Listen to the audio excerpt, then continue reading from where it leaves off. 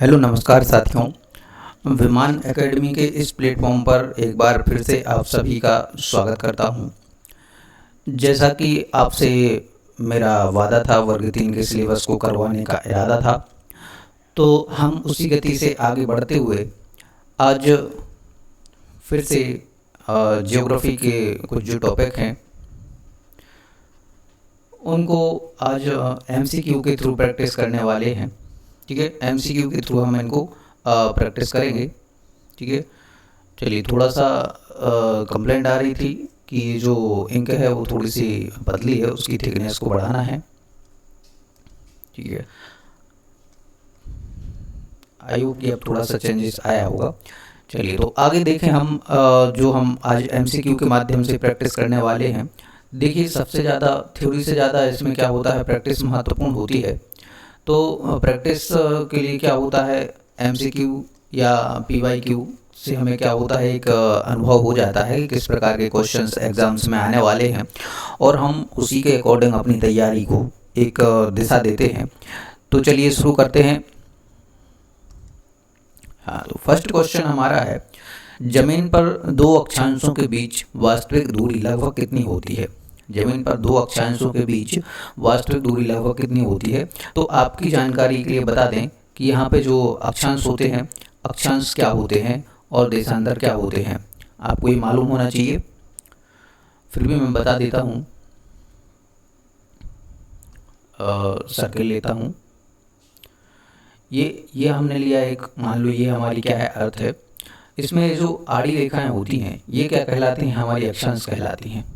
ठीक है, ये जो बीच की रेखा होती है ये क्या कहलाती है, हमारी भूमध्य रेखा कहलाती है, या फिर क्या कहलाती है, इसी को हम विषुवत रेखा भी बोलते हैं। ठीक है, तो हमसे जो क्वेश्चन में पूछा गया अक्षांश के बारे में, ये जो गैप है, इन दोनों के बीच में गैप है, ये गैप कितना होता है पृथ्वी पे, तो इस गैप की बात की गई है। तो एक जो गैप होता है सामान्यतः 111 किलोमीटर होता है। ठीक है, सामान्यतः कितना होता है, 111 किलोमीटर होता है। लेकिन मैं सामान्यतः क्यों बोल रहा हूँ, क्योंकि ये जो ध्रुवों पे होता है, यानी कि ध्रुवों पे, ध्रुव मतलब क्या होते हैं, ये होता है हमारा नॉर्थ पोल, ये होता है साउथ पोल। ठीक है, ये नॉर्थ पोल है ऊपर का और नीचे का ये होता है साउथ पोल। तो यहाँ पे ध्रुवों पे जो होता है इसकी डिस्टेंस थोड़ी सी डिफरेंस हो जाती है, 1.7 हो जाती है। ठीक है, वहीं पे अगर हम बात करें, ये जो विषुवत रेखा है, विषुवत रेखा पे थोड़ी सी कम हो जाती है। कितनी हो जाती है, 110.6। तो ये किलोमीटर में होती है सारी की सारी डिस्टेंस, यानी कि एक अक्षांश से दूसरे अक्षांश की हम जो डिस्टेंस को कवर करते हैं तो 111 किलोमीटर ये होता है। ठीक है, 111 किलोमीटर का डिस्टेंस दोनों के बीच में होता है। ठीक है, तो इतनी चीज़ समझ में आ गई है। अब चलते हैं आगे नेक्स्ट क्वेश्चन पे। सेकंड नंबर का क्वेश्चन है, पृथ्वी की घूर्णन गति निम्नलिखित में से किस अक्षांश रेखा पर अधिकतम होती है।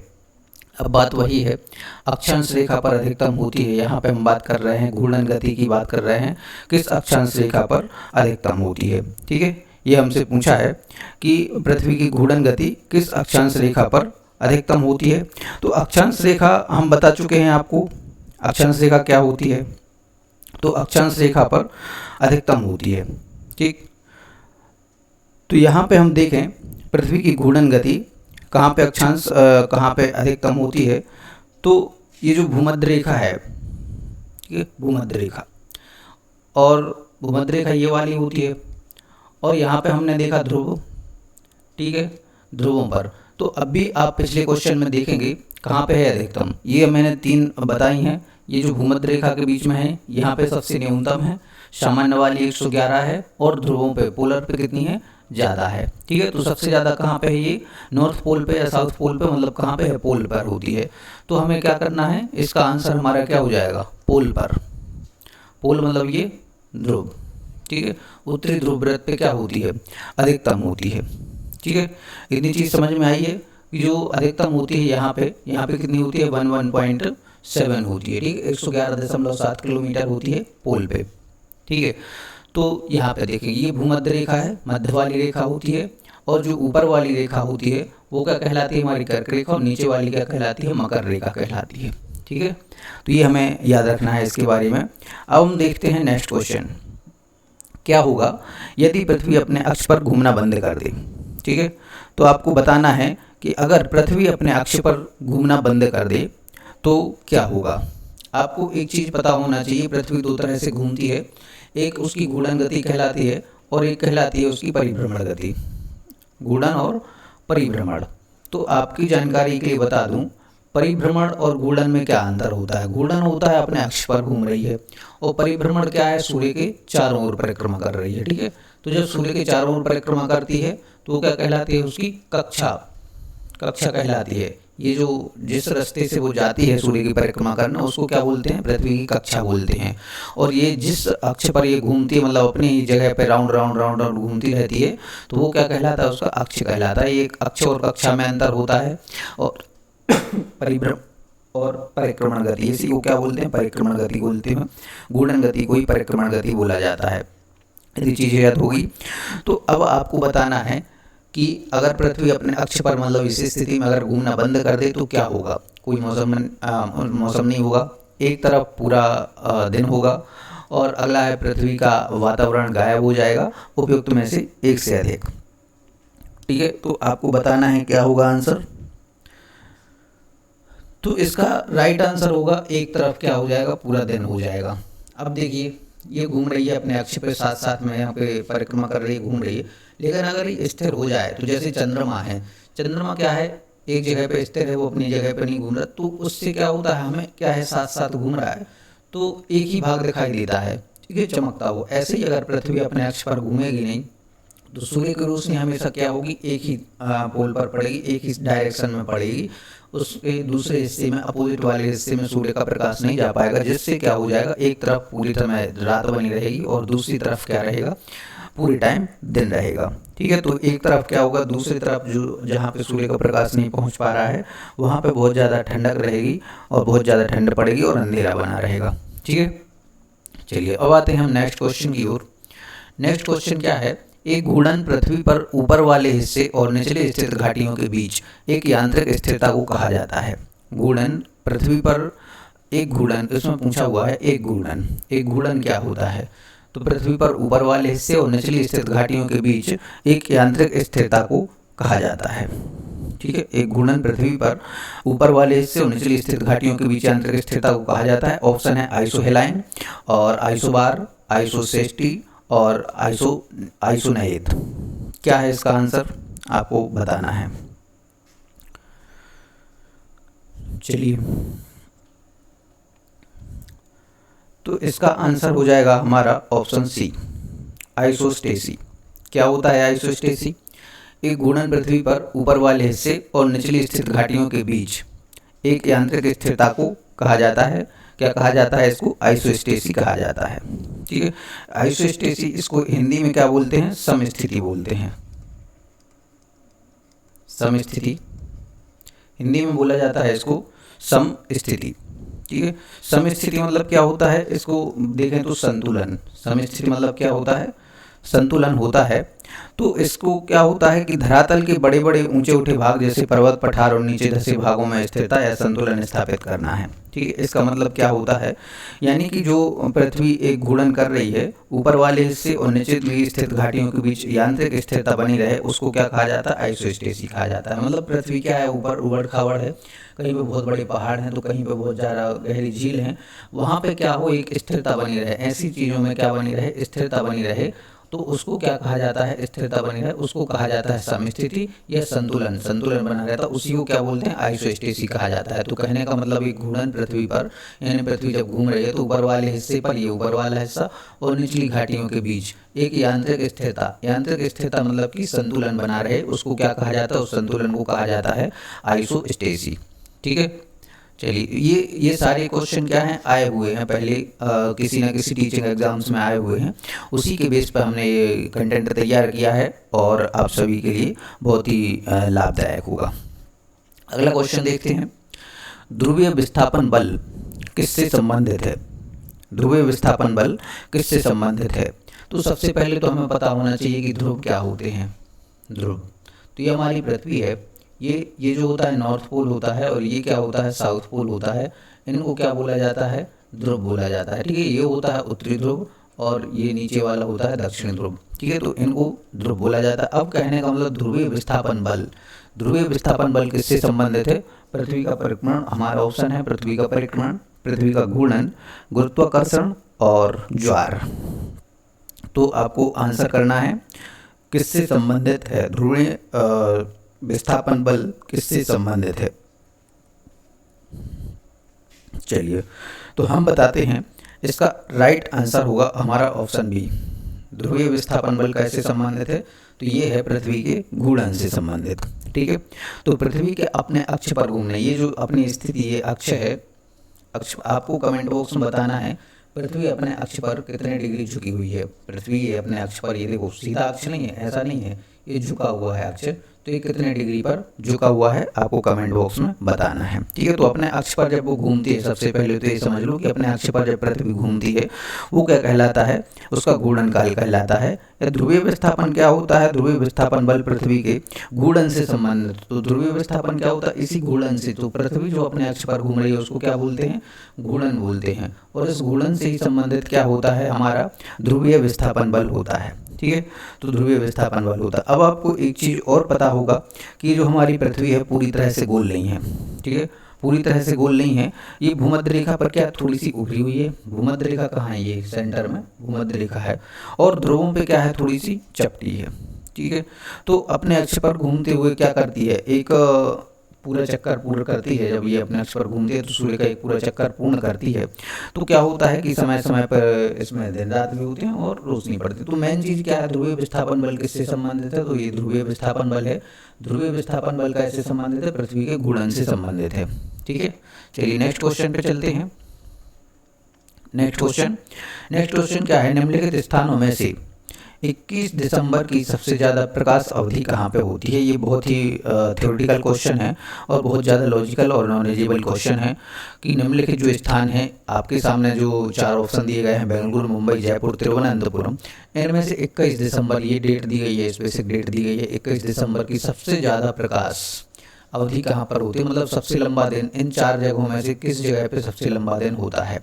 आपके पास ऑप्शन है बेंगलुरु, मुंबई, जयपुर, तिरुवनंतपुरम। तो निम्नलिखित 4 जो शहर हैं, इन 4 सिटीज में से सबसे ज़्यादा प्रकाश की अवधि कहाँ पे होती है? सबसे लंबा दिन 21 दिसंबर को किस शहर का होता है? आपको ये आंसर देना है। आपके पास ऑप्शन बेंगलुरु, मुंबई, जयपुर और तिरुवनंतपुरम है। ठीक है, तो आपको बताना है कौन सा ऑप्शन राइट होगा। चलिए, तो इसमें सबसे ज़्यादा करेक्ट ऑप्शन है तिरुवनंतपुरम, जो कि केरल की राजधानी भी है। अब यहाँ पे क्या होता है? 21 दिसंबर को सबसे ज़्यादा अवधि होती है, सबसे लंबा दिन होता है।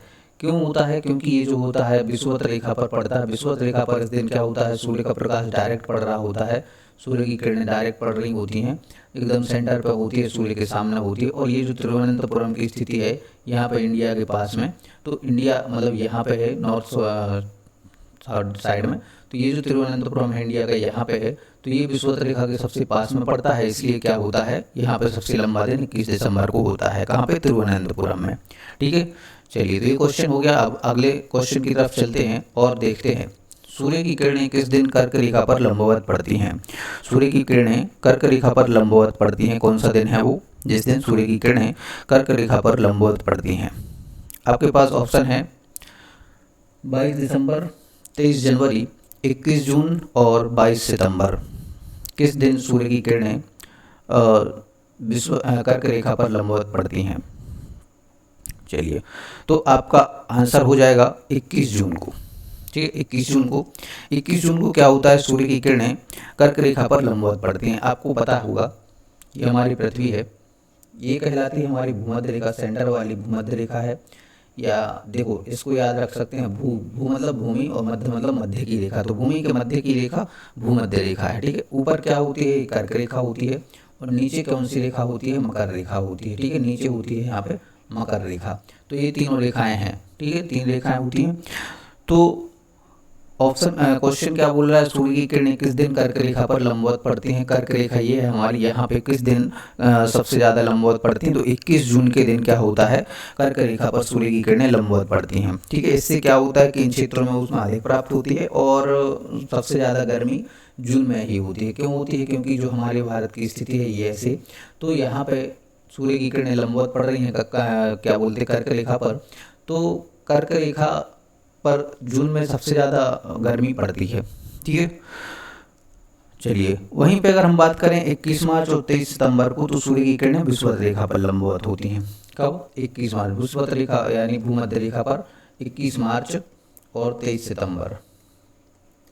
ये भी पूछा जा सकता है कि भूमध्य रेखा पर कब लंबवत होती हैं, तो 21 मार्च और 23 सितंबर को भूमध्य रेखा पर लंबवत होती हैं और 21 जून को सूर्य क्या होता है, कर्क रेखा पर लंबवत होता है।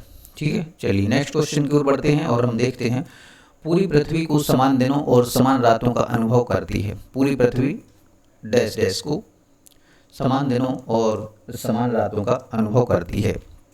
किस दिन करती है समान दिन और समान रात का अनुभव, यानी कि कहने का मतलब ये सीधा सीधा ये है कि दिन और रात बराबर कब होते हैं, दिन और रात बराबर कब होते हैं। तो ऑप्शन है 22 दिसंबर, 21 जून, 20 जनवरी और 21 मार्च। ये आपके सामने ऑप्शन है, बताइए दिन रात बराबर किस दिन होते हैं। चलिए, तो आंसर तो बाकी मैं आपको पिछले क्वेश्चन में जस्ट बता चुका हूँ, अगर आपको थोड़ी सी भी समझ होगी तो आप समझ गए होंगे। ठीक है, चलिए तो मैं बता दूं, मैंने अभी डायरेक्शन बनाया था और बताया था कि जो रेखा है मध्य की रेखा है, ये कौन सी रेखा कहलाती है, भू के मध्य की रेखा यानी भूमध्य रेखा। ठीक है, तो भूमध्य रेखा पर सूर्य की किरणें बराबर यानी लंबवत पड़ती हैं। भूमध्य रेखा पर जिस दिन लंबवत पड़ेंगी, ये मध्य की रेखा है, और भूमध्य रेखा पर जिस दिन लंबवत पड़ेंगी यानी कि 21 मार्च का हमने बताया था, अभी आपको लास्ट क्वेश्चन में ही देख लीजिए, 21 मार्च और 23 सितंबर यही क्वेश्चन है। ठीक है, तो कब पढ़ती हैं, 21 मार्च को पढ़ती हैं और साथ साथ 23 सितंबर को पढ़ती हैं। ठीक है, 21 मार्च और 23 सितंबर को भूमध्य रेखा पर पृथ्वी की किरणें क्या होती हैं, एकदम लंबवत पड़ रही होती हैं। ठीक है, चलिए अब आपको एक चीज़ और बता दूं, हमने आपको कमेंट में पूछा था पृथ्वी अपने अक्ष पर कितने डिग्री झुकी हुई है, तो ये 23.5 डिग्री झुकी हुई है, मैं ही बता देता हूँ। ठीक है, 23.5 डिग्री अपने अक्ष पर झुकी हुई है। ठीक है, चलिए नेक्स्ट क्वेश्चन की ओर चलते हैं और बढ़ते हैं, ब्रह्मांड के विस्तारण का प्रमाण निम्नलिखित वर्षों में से कब दिया गया था। ब्रह्मांड के विस्तारण का प्रमाण निम्नलिखित वर्षों में से कब दिया गया था। देखिए एमसीक्यू प्रैक्टिस करने से क्या होता है, आपके एक क्विक रिवीजन हो जाता है बहुत फास्ट और बहुत जल्दी। ठीक है, तो हमें एमसीक्यू प्रैक्टिस सबसे ज़्यादा महत्व देना है, इससे एक आइडिया भी लगता है किस टाइप के क्वेश्चन आते हैं और कैसे हमसे तैयारी हो गई है। ठीक है, क्योंकि समय बहुत कम बचा हुआ है। तो यहाँ पर हम देखें ब्रह्मांड के विस्तारण का प्रमाण निम्नलिखित वर्षों में से कब दिया गया। ब्रह्मांड के विस्तारण का प्रमाण कहने का मतलब, देखो ब्रह्मांड की उत्पत्ति के लिए बहुत सारे सिद्धांत है, जिसको वर्तमान में कौन सा प्रचलित है, बिग बैंग थ्योरी सिद्धांत प्रचलित है। और बिग बैंग थ्योरी सिद्धांत क्या है फिर कभी बताऊंगा मैं। तो अभी हाल ये समझना है कि जो बिग बैंग थ्योरी है, ब्रह्मांड का जो विस्तार हो रहा है धीरे धीरे करके, ये कब दिया गया था। ठीक है, चलिए तो आपके सामने ऑप्शन है 1911, 1920, 1925, 1931। चलो तो ये इसका राइट आंसर हो जाएगा 1920 में। 1920 में ब्रह्मांड के विस्तारण का प्रमाण दिया गया था कि ब्रह्मांड क्या हो रहा है, विस्तार, अभी भी विस्तार कर रहा है। ब्रह्मांड क्या हो रहा है, अभी भी विस्तार कर रहा है और क्या हो रहा है, फैल रहा है। ये ब्रह्मांड क्या कर रहा है, फैल रहा है। ठीक है, अभी भी फैल रहा है, अभी स्थिर नहीं हो गया, लेकिन इसका प्रमाण दिया था इसने 1920 में। किसने दिया था, एडविन हब्बल ने। ये भी याद रखना है, एडविन हब्बल ने 1920 में बताया था, प्रमाणित किया था कि ब्रह्मांड अभी भी क्या हो रहा है, अपनी जो है विस्तार कर रहा है अपने क्षेत्र में। ठीक है, चलिए तो नेक्स्ट क्वेश्चन की ओर बढ़ते हैं और देखते हैं क्या कह रहा है नेक्स्ट क्वेश्चन। निम्नलिखित सिद्धांतों में से कौन सा ब्रह्मांड की उत्पत्ति की व्याख्या करता है।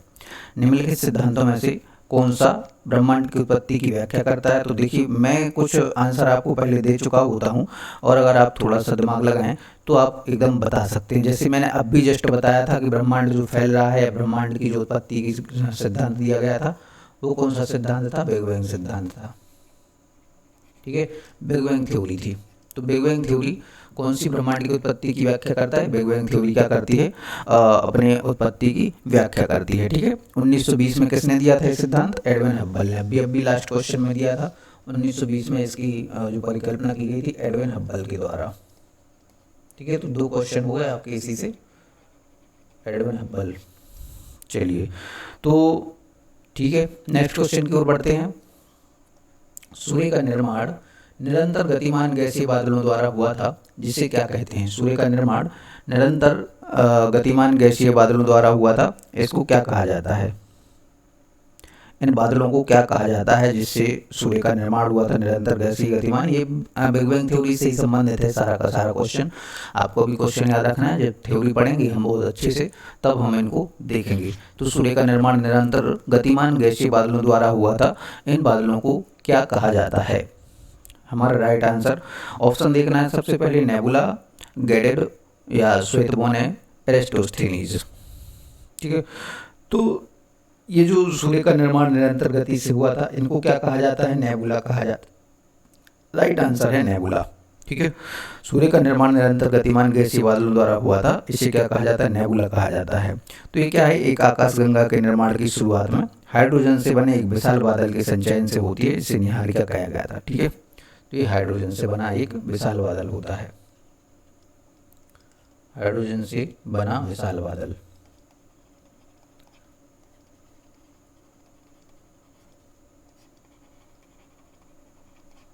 ये नेक्स्ट क्वेश्चन की ओर बढ़ते हैं। देखते हैं पृथ्वी की उत्पत्ति से संबंधित गैसीय पिंड सिद्धांत किसके द्वारा प्रतिपादित किया गया था? पृथ्वी की उत्पत्ति से संबंधित गैसीय पिंड सिद्धांत किसके द्वारा प्रतिपादित किया गया था? ये भी क्वेश्चन है एकदम क्या है, एक फैक्चुअल क्वेश्चन होते हैं, इनको हमें याद ही करना होता है, और ये बहुत आते हैं, बहुत ज़्यादा आते हैं क्वेश्चन, तो इनको हमें याद रखना है और अच्छे से इनको समझना है। ठीक है, जैसे मैं समझा रहा हूँ समझेंगे, और ये क्या है, PYQ हैं, तो आते ही आते हैं। ठीक है, इसके ऑप्शन हैं Simon Pierre Laplace, Otto Smith, sir James Jeans एवं हैरल्ड जेफरी, इमैनुअल कांट। यानी कि पृथ्वी की उत्पत्ति से संबंधित गैसीय पिंड सिद्धांत किसके द्वारा प्रतिपादित किया गया था? तो हमारा राइट आंसर हो जाएगा इमैनुअल कांट के द्वारा। इमैनुअल कांट के द्वारा पृथ्वी की उत्पत्ति से संबंधित गैसीय सिद्धांत दिया गया था। ठीक है, कब दिया गया था? 1755 में। ये भी याद रखना है, कब दिया गया था? 1755 में। ठीक है, इनका सिद्धांत जो था, इसको क्या कहा जाता है? गैसीय पिंड सिद्धांत या वायव्य राशि परिकल्पना कहा जाता है। वायव्य राशि परिकल्पना, वायव्य राशि परिकल्पना, वायव्य राशि परिकल्पना कहा जाता है इसको। ठीक है, चलिए नेक्स्ट क्वेश्चन की ओर हम बढ़ते हैं। नेक्स्ट क्वेश्चन है हमारा, धरती के उद्गम की नेबुलर परिकल्पना किसने दी थी? ठीक है, अभी लास्ट क्वेश्चन में हमने देखा है धरती के उत्पत्ति से संबंधित नेबुलर परिकल्पना किसने दी थी? नेबुलर परिकल्पना किसने दी थी?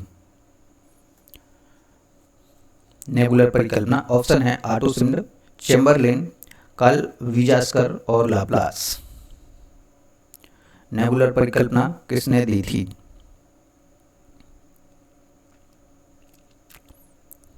चलिए, तो ये जो नेबुलर है, नेबुलर परिकल्पना ऑप्शन है डी, लाप्लास ने दी थी। ठीक है, कब दी थी ये? 1796 में, 1796 में धरती के उद्गम की नेबुलर परिकल्पना दी थी। धरती के उद्गम की नेबुलर परिकल्पना लाप्लास ने दी थी 1796 में, लाप्लास ने। ठीक है, नेबुलर परिकल्पना धरती की उत्पत्ति से संबंधित। ठीक, चलिए नेक्स्ट क्वेश्चन है, निम्नलिखित में से किस कालावधि में कालावधि सर्वाधिक लंबी होती है? निम्नलिखित जो क्वेश्चन है इसमें से कौन सी कालावधि सर्वाधिक लंबी होती है? ठीक है, तो यहाँ पे सीधी बात है, हमें सबको ही पता होगा, कल्प जो होता है, कल्प जो होता है, कल्प सबसे लंबा होता है। ठीक है, 4 ऑप्शन दिए हुए हैं, सबको पता ही होगा। निम्नलिखित में से कौन सी कालावधि सर्वाधिक लंबी होती है? ऑप्शन है युग, काल, युगांतर और कल्प। तो सबसे पहले ये है कि आपको बताना है, आपको क्या बताना है कि युग, युगांतर और कल्प होते क्या हैं, कितना टाइम पीरियड होता है। ठीक है, ऑप्शन तो मैंने बता दिया, आंसर क्या है इसका? कल्प है। और कल्प कहाँ कहाँ से मिलकर बना होता है, काल का जो क्रम होता है, तो सबसे बड़ा क्या होता है इसमें आपको बताना है। ठीक है, मैं अभी बता देता हूँ। एक तो सबसे बड़ा होता है यान, यान से छोटा होता है महाकल्प, महाकल्प से छोटा होता है यहाँ पे कल्प। ठीक है, तो ये इस तरह से बटे हुए हैं। फिर होता है युग, ठीक है, युग। तो इस तरह से ये हमारे जो है कालखंड बटे हुए हैं, प्राचीन समय से ही बटे हुए हैं। तो ठीक है, आपको बताना है कि ये क्या होते हैं, कितने कितने समय का इनको महत्व दिया जाता है। ठीक है, इसके ज़्यादा जो आगे क्लास होगी वो हम नेक्स्ट क्लास कल पढ़ेंगे। कल या तो इकोनॉमिक्स पढ़ेंगे या एमसीक्यू भी पढ़ेंगे। ठीक है, अगर आपको कुछ चीज़ समझ में नहीं आती है तो आप बाकायदा कमेंट बॉक्स में पूछ सकते हैं। Thank you.